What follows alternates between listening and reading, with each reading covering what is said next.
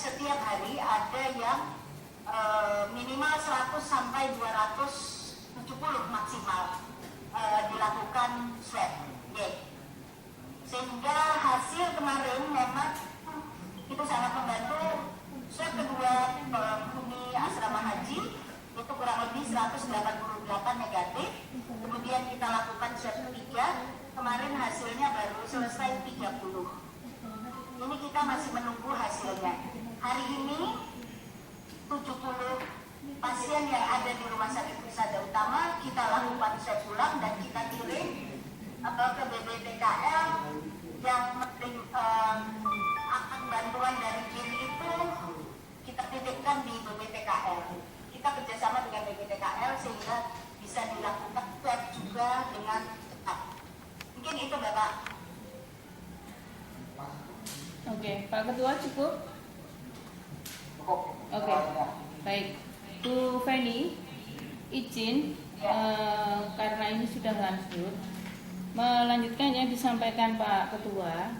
Kami ingin kemudian mendapatkan paparan real, Bu. Sebenarnya untuk proses pembayaran itu bagaimana? Pembiayaan, maaf, bukan pembayaran, pembiayaan. Karena banyak kasus di lapangan, warga itu selalu mengatakan bahwa swabnya itu bayarnya mahal. Nah, itu mekanismenya bagaimana? Saya tadi melihat sosial media yang ada di punyanya ini ini Pak Wakil Sekretaris Gugus Tugas yang jargonnya membiasakan yang tidak biasa. Jadi alur penanganan tim gerak cepat. Nah, alur penanganan tim gerak cepat ini kalau kita lihat itu nampaknya tidak lama, Bu. 1 menit. Ada yang petugas TGC ke lokasi itu 7 sampai 15 menit. Kemudian memutuskan rawat inap di lokasi atau dirujuk ke rumah sakit 1 menit dan sebagainya. Kalau menangkap ini idealnya. Tetapi faktanya masih banyak masyarakat kita yang belum tahu alur ini. Jadi saya mohon kemudian Bu Kadinkes memberikan paparan singkat berkaitan proses pembiayaan ketika ada masyarakat yang terpapar atau kemudian hasilnya dia itu positif, atau kemudian secara mandiri karena dia mengalami penyakit-penyakit yang kemudian kalau ditelusuri dia belum, kalau bahasanya Bu Feni belum tegak diagnosa ya, itu dia melakukan upaya pengobatan, dia datang sendiri ke rumah sakit, itu malah swabnya itu malah berbayar. Nah, mohon kemudian kiranya Bu Feni memberikan informasi kepada kami bagaimana. Kemudian yang kedua, informasi juga Bu, bagaimana kemudian kondisi rumah sakit rujukan kita pada saat ini sampai hari ini. Apakah kemudian semua dari 15 rumah sakit rujukan itu semua kondisinya full? Atau memang ada yang saat ini bertahap dipulangkan?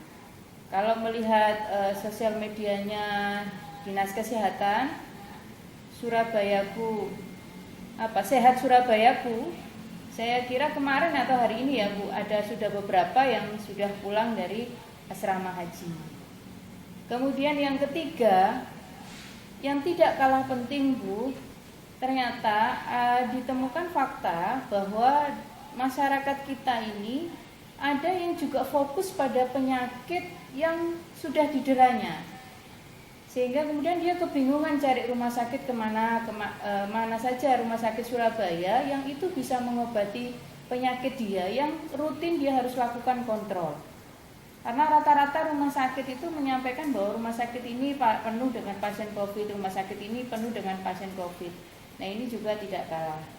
Nah, kemudian yang terakhir, mudah-mudahan belum terakhir ya, yang selanjutnya Bu Feni, saya mendapatkan informasi sebenarnya kita ini selain mendapat bantuan mobil PCR, mobil tadi yang disampaikan oleh Pak Irfan selaku Wakil Sekretaris Gugus Tugas, kita juga mendapatkan alat ya Bu dari Kemenkes ya, bantuan alat yang ya Bu ya, dari BIN, dari Kemenkes katanya yang di Adi Husada itu Oh iya, Hari ini rapat dengan gugus tugas evaluasi PSBB 1, PSBB 2, utamanya untuk kaitan ke penanganan COVID di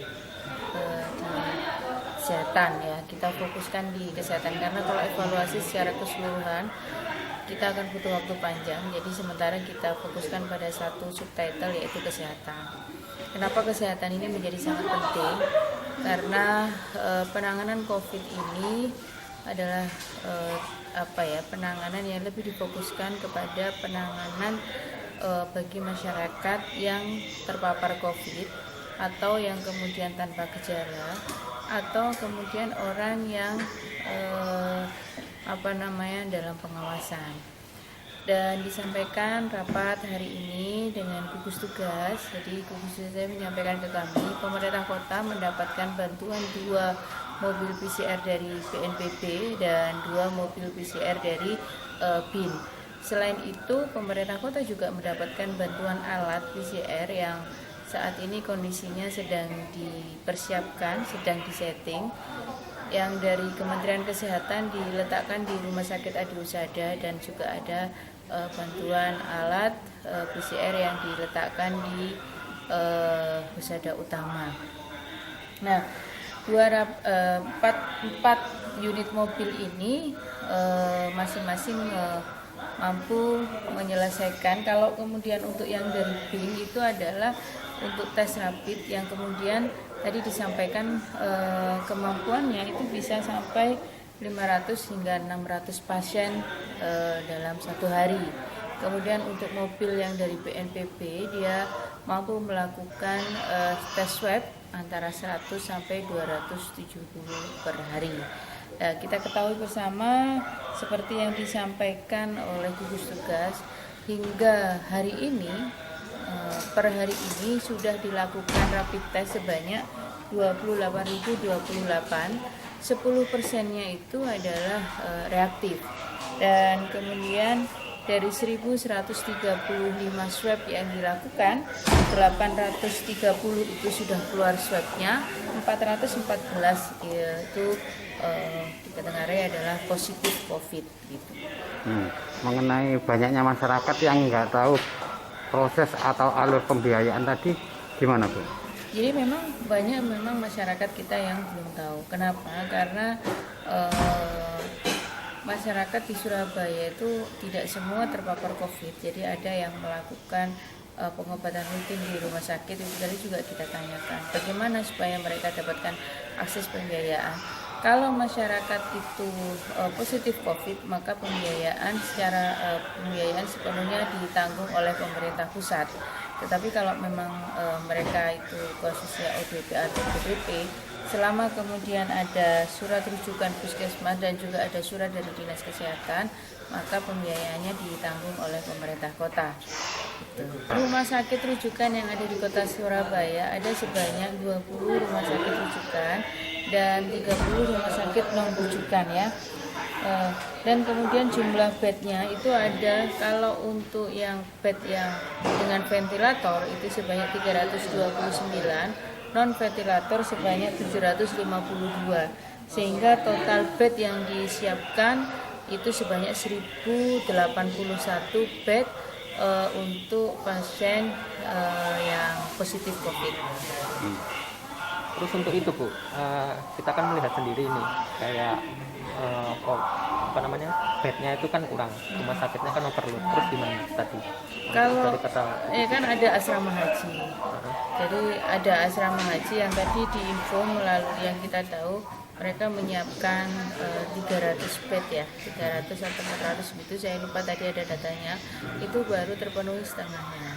Artinya tidak semua warga itu dikarantina oleh pemerintah kota. Ada yang juga kemudian melakukan isolasi mandiri di rumah masing-masing. Maka kemudian yang bisa menentukan bahwa dia itu positif atau negatif itu adalah rumah sakit, bukan person to person. Terus ini kan akan berlangsung tes PCR terus ya Bu ya. Nah ini kan otomatis yang kemungkinan reaktif atau bahkan positif kan menambah terus. Terus gimana ini Bu untuk mengantisipasi? Ya, tidak apa-apa. Ini kan semakin baik. Ini kan kaitan dengan tracing yang dilakukan oleh Ibu Wali Kota dan juga jajaran gugus tugas, bahwa kemudian rata-rata semua yang dilakukan tes itu adalah mereka yang selama ini dilakukan pemantauan, sehingga kemudian dilakukan tes swab untuk memastikan apakah dia ini positif atau negatif. Kalau selanjutnya dia negatif, tentu akan dilakukan karantina. Kalau misalnya dia positif, tentunya akan dilanjut oleh pengobatan yang ada di rumah sakit, termasuk akan diberikan isolasi di rumah sakit kalau dia positif. Tetapi kalau kemudian dia negatif, maka tentunya masyarakat diminta untuk segera melakukan isolasi mandiri sekalipun itu negatif. Karena apa? Karena kategorinya sudah PDP sudah ODP. Sehingga kemudian kalau sudah terkonfirmasi positif, itu baru kemudian dilakukan perawatan dan semua pembiayaan itu juga tanggung oleh pemerintah pusat. Terus menurut Bu, di Surabaya ini kan bukan zona merah lagi ya, tapi zona hitam ya. Nah, menurut Dewan gimana, Bu? Kalau menurut saya tidak penting warna zona ya, yang penting semuanya bergotong royong untuk menghadapi pandemik ini. Jadi kalau sekarang kita menghadapi PSBB, pembatasan sosial berskala besar tahap ketiga, ya, saya kira tidak adanya pembatasan sosial yang berskala besar yang harus kita lakukan, tetapi juga gotong royong berskala besar. Karenanya sekalipun nantinya kita juga akan memasuki new normal ya, tapi saya kira protokol kesehatan tetap dipatuhi dengan baik dalam rangka memutus mata rantai penyebaran pandemi ini. Dan terakhir saya juga ingin menyampaikan informasi bahwa seperti yang disampaikan oleh gugus tugas, berdasarkan banyaknya bantuan yang diterima oleh Kota Surabaya belum merencanakan untuk membeli mobil PCR sendiri. Mereka akan memaksimalkan bantuan-bantuan tersebut dalam rangka mengobati atau dalam rangka melakukan tes bagi warga masyarakat Kota Surabaya.